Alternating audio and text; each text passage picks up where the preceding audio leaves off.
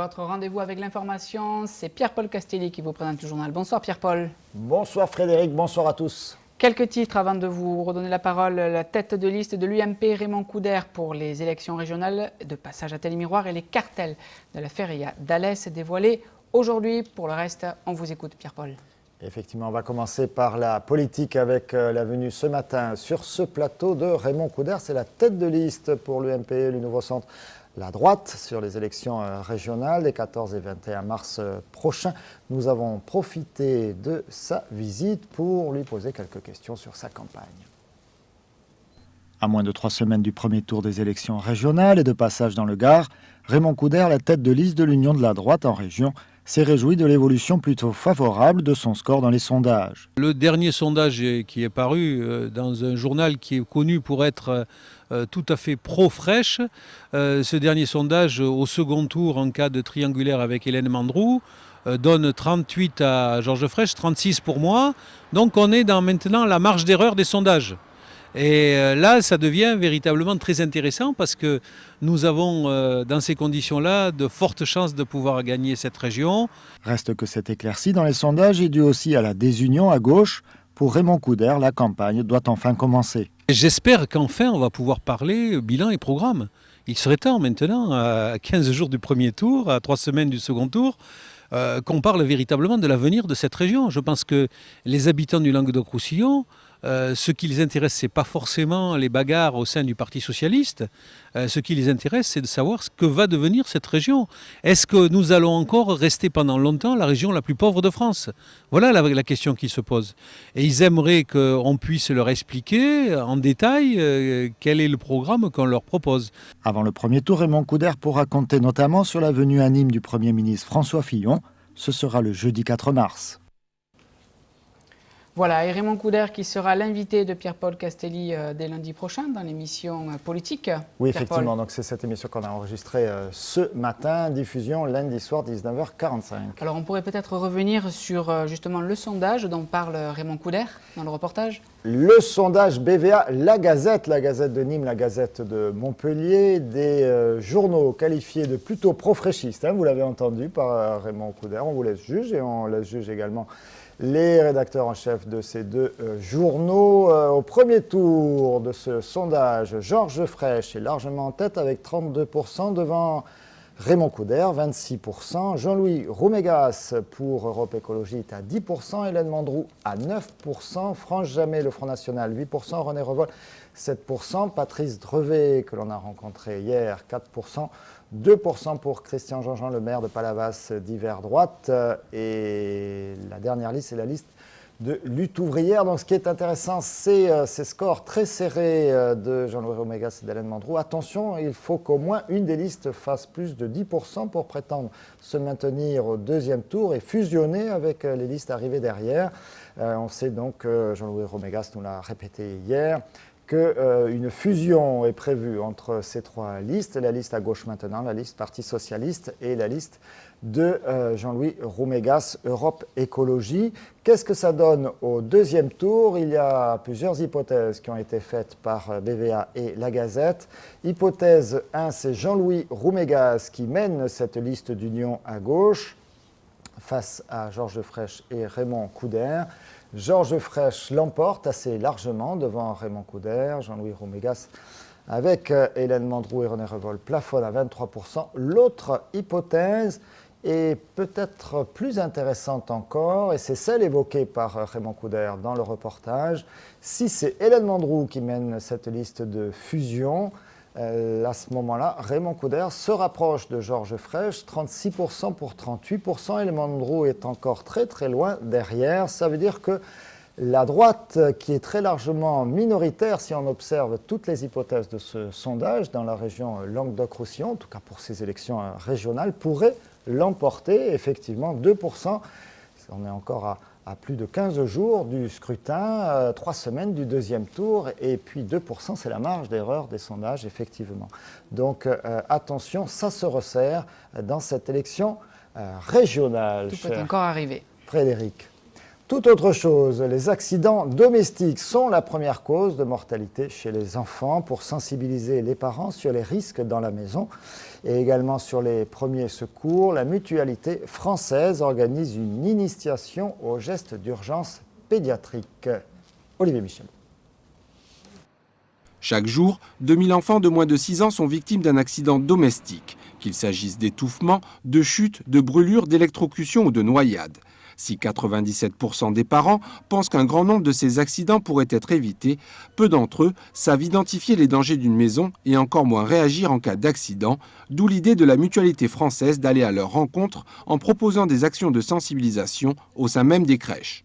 À cet âge, pour les enfants et pour les parents, on se pose beaucoup de questions. Donc la crèche a vocation à aider les parents à faire cet apprentissage et être dans une action de prévention et de promotion de la santé pour leur enfant. Alors nous faisons différentes actions de type prévention solaire, prévention des risques bucco-dentaires et puis prévention des accidents domestiques. Et dans ce cadre-là, entre autres, nous avons une action sur les gestes pédiatriques de première urgence pour les parents.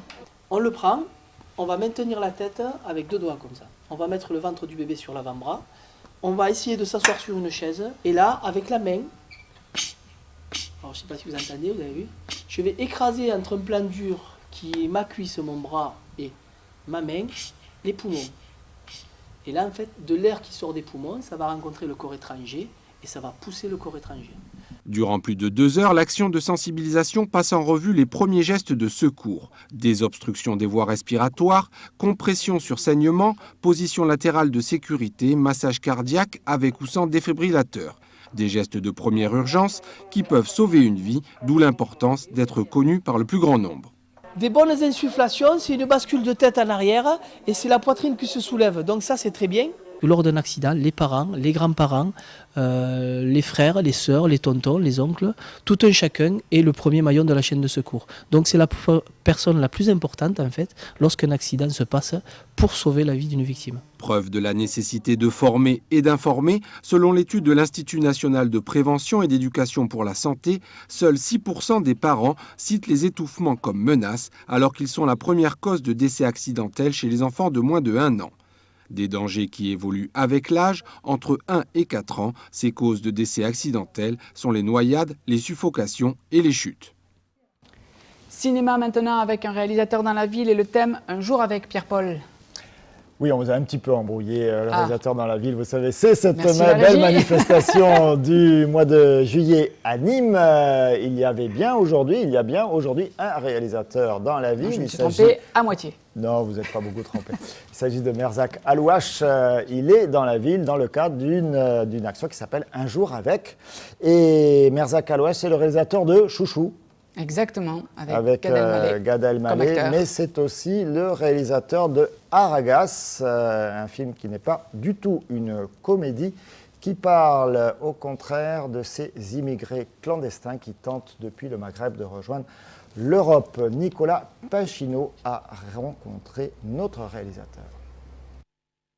Merzak Alouache parcourt la France à la rencontre du public pour soutenir la sortie de son dernier film, Aragaz. Loin des films commerciaux, le réalisateur franco-algérien a voulu mettre en image et raconter l'histoire de ces personnes prêtes à risquer leur vie pour rejoindre l'Europe. C'est un problème un peu dur aujourd'hui qui pose donc des questions sur cette fameuse mer Méditerranée qui est devenue un mur invisible puisque les gens ne peuvent plus la traverser sans prendre des risques. Aujourd'hui, il y a ce phénomène des clandestins, donc les haragas qui traversent la Méditerranée au péril de leur vie. Le public nîmois venu à la rencontre du réalisateur a donc eu aujourd'hui la possibilité d'échanger sur le film, mais également sur ce problème d'immigration clandestine. À mon époque, j'avais pas besoin de visa pour sortir, pour me balader. Aujourd'hui, un jeune qui travaille, même s'il travaille, même s'il a un vrai boulot, etc., s'il décide de partir en week-end quelque part, il ne peut pas. Il ne peut pas sortir, c'est-à-dire, et ça ne concerne pas seulement le Maghreb ni l'Afrique noire, ça concerne les Mexicains, ça concerne les gens d'Asie, etc. Il y a une partie du monde qui ne peut plus circuler normalement, voilà, c'est un problème. La conférence qui s'est déroulée dans l'amphithéâtre de Carré d'Art alternait extraits de films et mots du réalisateur avant de laisser la place à un échange direct entre le public et Merzak Alouache. A noter que la prochaine conférence d'Art Conseil se déroulera toujours à Carré d'Art le vendredi 5 mars prochain en présence du comédien Frédéric Pierrot. Et nous restons dans le domaine de la culture, Pierre-Paul, avec un artiste. Bruno Gélin est un artiste en résidence au Théâtre de Nîmes, metteur en scène, photographe, vidéaste. Il prépare des spectacles et des expositions, notamment avec des collaborations locales tout à fait originales. Nicolas Pinchino. Couleurs aveugles, c'est le nom donné au travail de Bruno Gélin, metteur en scène, vidéaste et artiste associé au Théâtre de Nîmes, en vue d'une installation à Carré d'Art le 15 mai prochain à l'occasion de l'opération La Nuit des Musées. Un travail que l'artiste partage avec des élèves de l'école des Beaux-Arts et un groupe de détenus de la maison d'arrêt de Nîmes. Pour moi, la notion du groupe est très importante, quoi. Je ne suis pas du tout dans une tour d'ivoire en train de chercher l'inspiration, en train de crier la nuit très fort. Non. Pour moi, voilà, les autres sont constitutifs de mon travail. Un travail basé sur l'autobiographie du réalisateur anglo-saxon Derek Jarman, dont la couleur est une des composantes principales. Cette semaine, ce sont les étudiants des Beaux-Arts qui travaillent avec Bruno Gélin, qui de son côté observe l'évolution des deux groupes, détenus et étudiants. Les détenus sont au courant que les étudiants des Beaux-Arts sont en train de travailler à côté sur le même sujet qu'eux, et les étudiants aussi. Ça crée déjà un imaginaire très fort chez les deux groupes, en fait. Donc pour moi, le travail est déjà en marche à cet endroit-là. C'est-à-dire que il y a déjà des liens, alors qu'ils sont hors réalité, puisque c'est plus une projection d'un groupe à l'autre, mais c'est déjà de la curiosité, il y a déjà de l'attente, il y a déjà de la vie en fait. Pour l'heure, il est difficile de savoir quelle forme prendra l'exposition. Le travail des deux groupes se déroulera encore sur 2 semaines différentes. Rendez-vous donc à Carré d'Art le 15 mai pour découvrir le résultat. Et nous ouvrons maintenant la page de la tauromachie, Pierre-Paul. La feria de l'Ascension à Alès, ce sera du 13 au 17 mai prochain. Les cartels ont été dévoilés aujourd'hui. Une feria qui s'inscrit dans la tradition taurista d'Alès avec des élevages comme Balthazar Iban ou Adolfo Martin. Les détails avec Olivier Michel. Changement de délégataire de service public pour les arènes d'Alès. João Folque de Mendoza laisse place à la famille Calais. La feria de l'Ascension 2010 se déroulera sur 4 jours. Le jeudi 13 mai, une course au Trophée des As sera organisée avec Sabri Alouani, puis le week-end sera dévolu aux corridas de préférence dure. Une volonté émise dans l'appel d'offres par la municipalité qui tient ainsi à garder sa singularité. Notre attente était le respect, dans le cadre du cahier des charges, de l'eau et de ganaderie avec des taureaux sérieux qui garantissaient l'originalité de la Reine d'Alès, qui est une originalité qui est basée sur la présentation de taureaux très armés et de taureaux très forts, de telle façon à nous singulariser par rapport à d'autres arènes. Samedi 15 mai, Ousseda Leal, Eduardo Gallo et Julien Miletto affronteront ainsi des taureaux de Balthazar Iban. Et le lendemain, José Calvo, Sanchez Vara et Yvonne Fandigno rencontreront des Adolfo Martin. Des corridas dures pour une feria pensée taurista, mais pas seulement. Alès est inscrit dans le créneau taurista et en tant que nouvelle impresse dans les arènes alésiennes, nous nous devons de respecter cette tradition tauriste, tradition qui est respectée avec les 2 corridas que nous avons présentées, la corrida de Balthazar Iban et la corrida d'Adolfo Martin, qui sont des corridas très très bien présentées, mais pas seulement, parce que il faut savoir évoluer, il faut savoir, enfin, en tout cas ça c'est ma vision des choses. Qui dit tauriste dit pas forcément un tercio de pique époustouflant.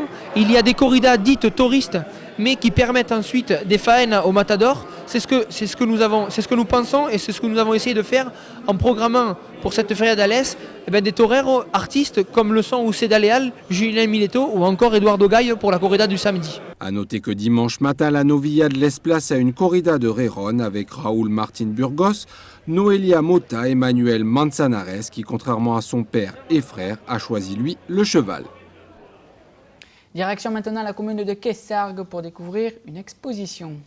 Quessargues, ses anciens, ses arènes, mais aussi ses artistes et la 21e édition, le week-end dernier, de l'exposition des artistes quessargois. Au menu des peintures, des sculptures, des photos, des paysages, des portraits. C'est Michel Rousseau qui vous propose tout ça sur un montage d'Alain Bellon.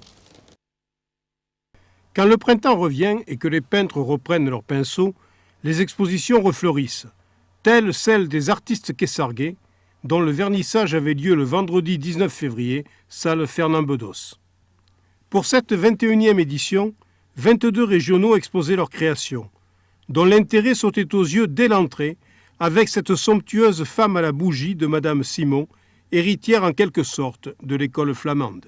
Certes, comme toujours, on retrouvait parmi les principales sources d'inspiration les paysages méditerranéens, notamment ceux d'Annie Bernard, très évocateurs et aux teintes chaudes. Je fais une peinture lumineuse et donc il faut que ça flashe.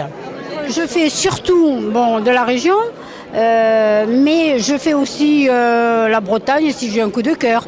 Une place de choix était également attribuée aux Arlésiennes quasi photographiques de Victor Spertot, aux champs de lavande de Georges Pestouri, aux terres de garrigue d'Agnès Picard, ainsi qu'aux compositions florales d'Odette Sajot.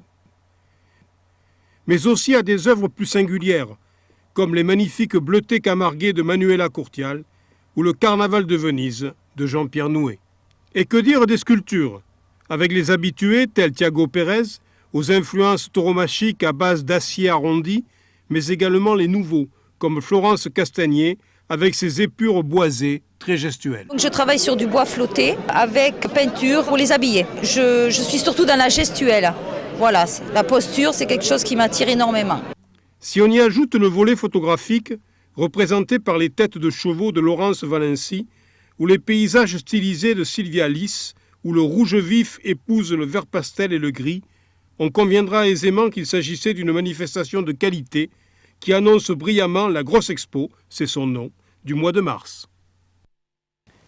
Du sport à présent avec quelques résultats à nous communiquer, Pierre-Paul.